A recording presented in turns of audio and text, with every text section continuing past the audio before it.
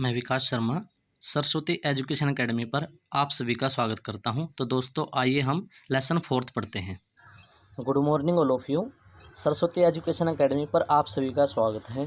तो दोस्तों आज हम क्लास 9 की हिंदी करते हैं और उसका लेसन करते हैं 4th।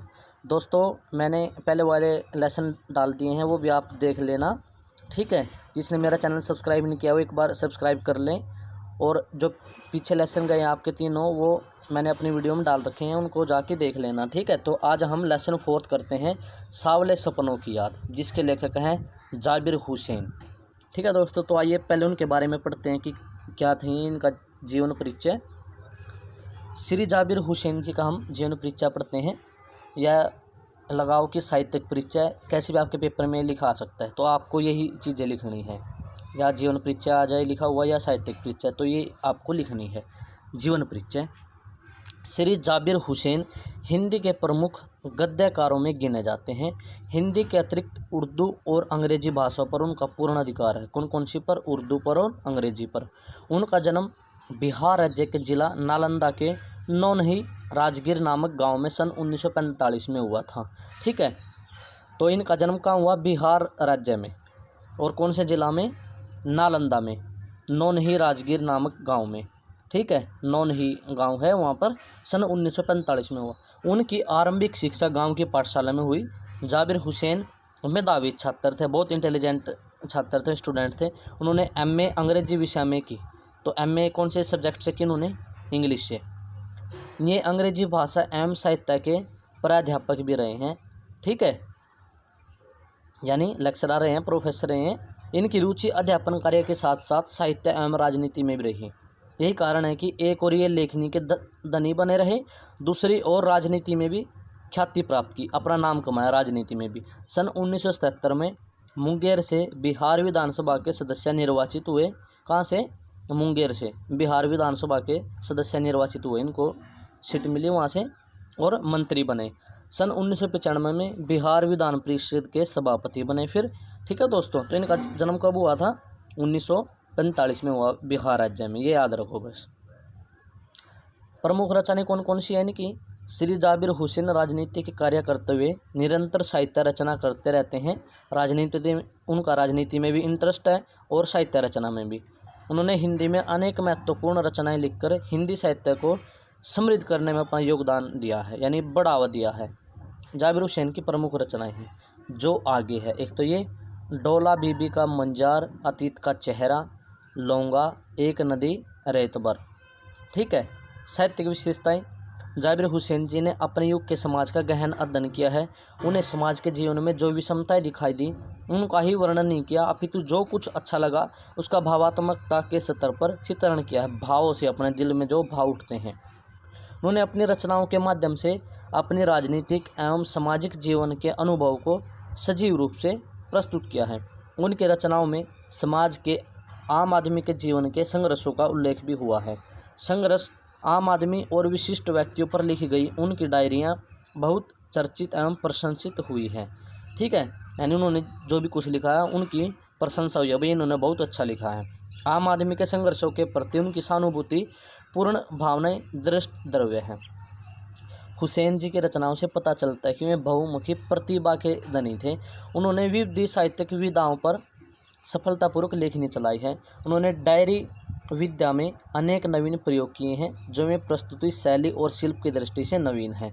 भाषा शैली ऊपर भी पढ़ी हमने, उर्दू और अंग्रेजी पर तो इनका खास अधिकार है, क्योंकि इन्होंने जो एमए है वही इंग्लिश सब्जेक्ट से की है। 1945 में इनका जन्म हुआ बिहार राज्य में, नौनही गांव में, है ना। श्री जाबिर हुसैन का 3 भाषाओं हिंदी, उर्दू और अंग्रेजी पर समान अधिकार है। उनकी हिंदी भाषा में तत्सम शब्दों के साथ साथ उर्दू भाषा के शब्दों का प्रयोग हुआ है। इसी प्रकार अंग्रेजी भाषा के शब्दों का प्रयोग भी प्रसंगानुकूल किया है, जैसे जैसे प्रसंग आया उसके अनुकूल किया। उन्होंने अपनी संस्मरणों में अत्यंत सरल, सहज एवं व्यवहारिक भाषा का प्रयोग किया है। व्यक्ति चित्र को सजीव रूप में प्रस्तुत करना इनकी भाषा की प्रमुख विशेषता है, ठीक है। मतलब बातें ऐसे लिख दी कि हमारे सामने चित्र सा बन गया, हाँ भाई ये ऐसा हुआ होगा। भाषा का प्रवाह और अभिव्यक्ति की शैली हृदय स्पर्श, जो हमारे हृदय को टच करती है, हमारे दिल को छू लेती है। प्रवाह में ही भाषा को उदाहरण देखिए। मुझे नहीं लगता कोई इस सोए हुए पक्षी को जगाना चाहेगा। वर्षों पहले खुद सलीम अली ने कहा था कि लोग पक्षियों को आदमी की नज़र से देखना चाहते हैं, यही उनकी भूल है। ठीक उसी तरह जैसे जंगलों और पहाड़ों, झरनों और आबशारों को वो प्रकृति की नज़र से नहीं, आदमी की नज़र से देखने को उत्सुक रहते हैं। ठीक है दोस्तों, तो आइए अब हम इस पाठ की समरी पढ़ते हैं। ठीक है, सावले सपनों की याद। लेसन का नाम क्या है? सावले सपनों की याद।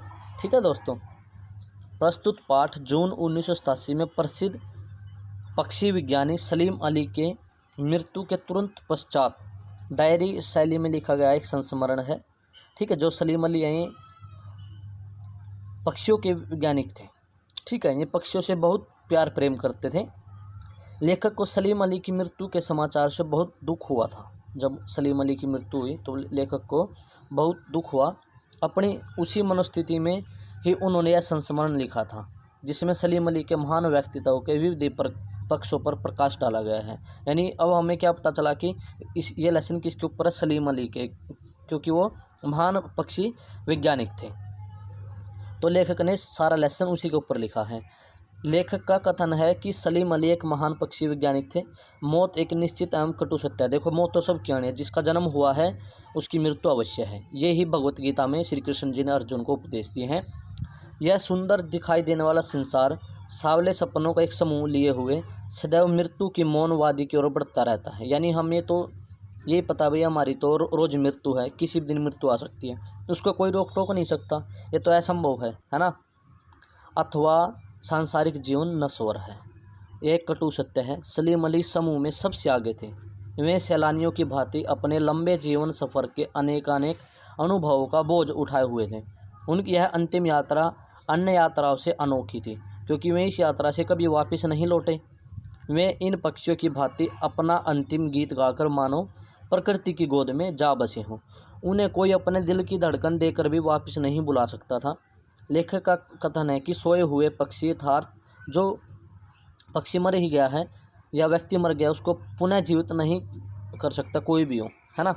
स्वयं सलीम अली ने वर्षों पहले लेखक को बताया था कि सभी लोग पक्षियों को आदमी की दृष्टि से देखते हैं, उनकी भूल है। हमें पक्षियों को उनकी दृष्टि से ही देखना चाहिए। इतना नहीं, आदमी तो सदा प्रकृति को भी अपनी ही दृष्टि से देखना चाहता है, किंतु सलीम अली ऐसा नहीं सोचते थे। वे अपने कानों से पक्षियों की मधुर ध्वनि रूपी संगीत सुनकर हरदम एक रोमांच अनुभव करते थे। जब भी उनके कानों में पक्षियों की मधुर ध्वनि कानों में गूंजती थी तो उनको बड़ा मज़ा आता था। ऐसे व्यक्ति का नाम सलीम अली है। यानी हमें भी अपने पक्षियों को आज़ाद कर देना चाहिए, उनको पिंजरों में नहीं रखना चाहिए, क्योंकि वो भी हमारी तरह ही आज़ादी चाहते हैं।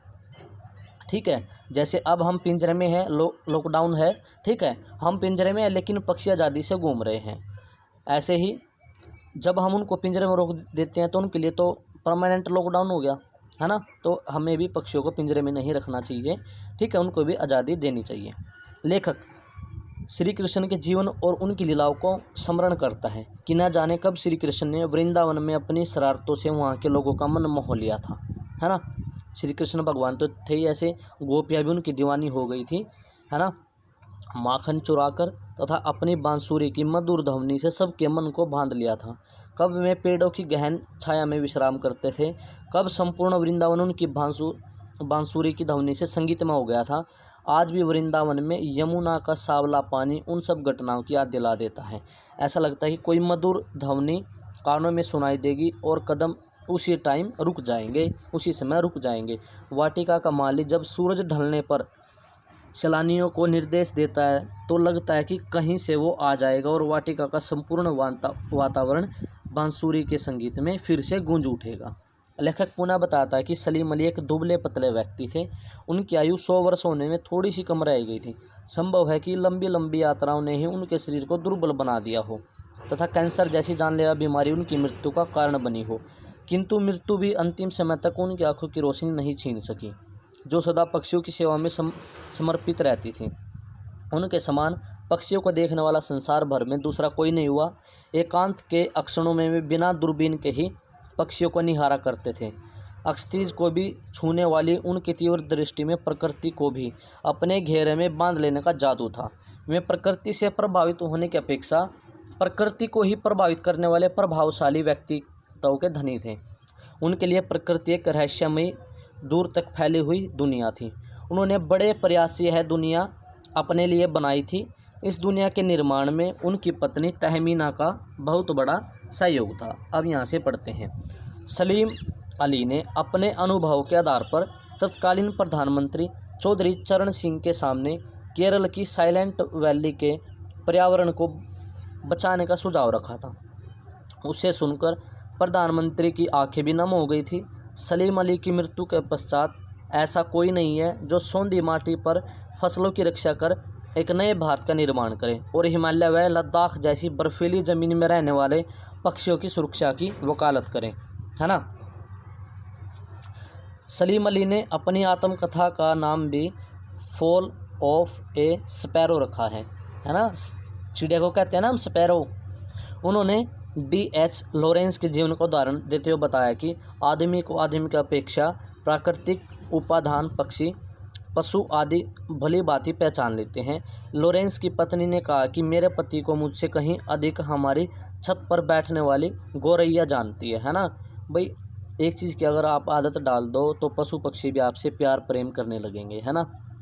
तो सलीम ने पक्षियों के प्रति प्रेम रखने और पक्षी वैज्ञानिक बनने के रहस्य को खोलते हुए बताया कि बचपन में उनकी एयर गन से नीलकंठ की गौरैया की मृत्यु ही इसका कारण है। भाई गलती से किसी की मृत्यु होगी उनके हाथ से तो पछतावा हो उनको। वह गौरैया ही उन्हें खोज के नए नए रास्तों की ओर ले जाती रही है। वे जीवन की ऊंचाइयों को सदा ही छूने का प्रयत्न करते रहे। उन्होंने सदा ही साधारण और निष्पक्ष भाव से जीवन जिया है, किसी का दिल नहीं दुखाया, है ना। सलीम अली प्रकृति की दुनिया में सागर के समान विशाल और अथाह व्यक्तित्व वाले इंसान थे। जो उन्हें भली भांति जानता और समझता है वह उनके मरने पर भी यही अनुभव करेगा कि वे अपनी दूरबीन को लटकाएं और पक्षियों की नई खोज के साथ बस आते ही होंगे, किंतु मरा हुआ व्यक्ति कभी नहीं लौटता। ये तो सत्य ही है। जो आदमी एक बार दुनिया से चला गया वो कभी दुनिया में वापस नहीं लौटता है ना। तो आइए कुछ क्वेश्चन पढ़ते हैं अब। सावले सपनों की याद शीर्षक पाठ के लेखक कौन है? जाबिर हुसैन जी है ना। जाबिर हुसैन का जन्म कब हुआ था? सन 1945 में। कब हुआ था इनका जन्म? 1945 में, बिहार जिला में नौनही गांव में, है ना। आगे पढ़ते हैं। श्री जाबिर हुसैन का जन्म किस जिले में हुआ था? नालंदा, है ना, बिहार राज्य के नालंदा में।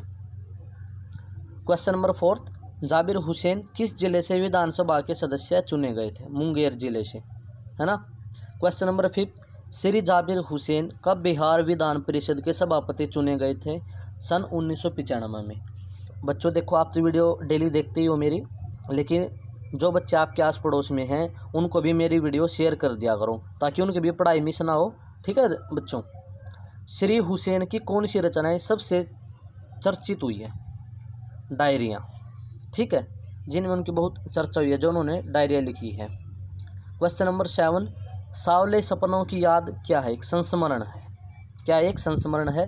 क्वेश्चन नंबर 8, सलीम अली कौन थे? पक्षी वैज्ञानिक थे। देखो बच्चों, अगर हम लेसन की समरी पढ़ते हैं तो सारे क्वेश्चन अपने आप ही पता चल जाते हैं। तो कभी भी क्वेश्चन पढ़ने से पहले हमेशा लेसन की समरी पढ़नी चाहिए, ठीक है, तो आपको क्वेश्चन आसानी से समझ में आ जाते हैं। तो मैं बार बार कह रहा हूँ, जो मैं वीडियो डेली डालता हूँ आपके लिए, तो ये वीडियो आपको अपने दोस्तों को भी दिखानी है ताकि उनकी भी पढ़ाई मिस ना हो। ये वीडियो अपने व्हाट्सएप से शेयर कर दिया करो जिस दोस्तों के आपके पास नंबर है, ठीक है दोस्तों। तो क्वेश्चन नंबर 9, लेखक ने सलीम अली के इस सफ़र को तमाम सफ़रों से अलग क्यों बताया है? क्योंकि वह तनावहीन था, ठीक है, उसको तनाव था, ठीक है भाई, वो तो तनावहीन था, उसके पास किसी भी तरह की अब कोई तनाव नहीं थी, उसको कोई चिंता नहीं थी, वो माइंड फ्री था, ठीक है, क्योंकि उसका सारा ध्यान पशु पक्षियों में रहता था। श्री कृष्ण ने रासलीला कहाँ रचाई थी? वृंदावन में रचाई थी।